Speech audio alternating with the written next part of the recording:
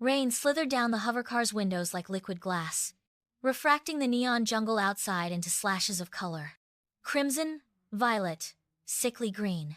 High above the smog-choked streets of Neo-Tokyo, sleek towers pulsed with synthetic life. Advertising drones buzzed by like insects, screaming deals no one needs. Kira leaned back in the driver's seat, her fingers tapping rhythmically on the wheel. The subtle hum of the engine was the only sound, muffled by the thick silence inside the car. She preferred it this way. Quiet, controlled, efficient. Just like her. Her eyes flicked to the hollow screen hovering beside her. Target dossier, CEO Yuto Kagamori, billionaire, arms dealer, murderer of cities. His face stared back at her, smug, untouched by the chaos his empire fed on. She licked her lips, a slow, deliberate motion. It wasn't about justice. It never had been. I like it when they think they're untouchable. The leather of her holster creaked slightly as she shifted. The tight contours molded to her like a second skin. It wasn't for show. It was armor, flexible, perfect for the dance of death she was going to perform tonight.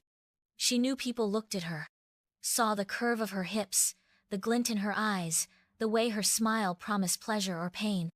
That was the point. Seduction was a weapon, same as the energy rifle resting on her thigh.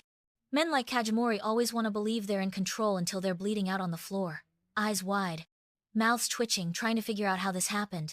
The city blurred beneath her as she guided the car into the upper levels, landing on a private pad reserved for the elite. She didn't need clearance. She wasn't staying long. Her fingers brushed the trigger of her pistol, almost affectionate. I'm good at what I do. Not because I have to be. Because I love it. The thrill throbbed in her veins like a drug. The moment before the kill, that sharp edge between life and death. It was her favorite part. Anticipation coiled in her gut, tightening with each step toward the tower's obsidian entrance. Inside, it would smell like money, power, and fear masked by cologne. Kagamori wouldn't see her coming, not until it was too late.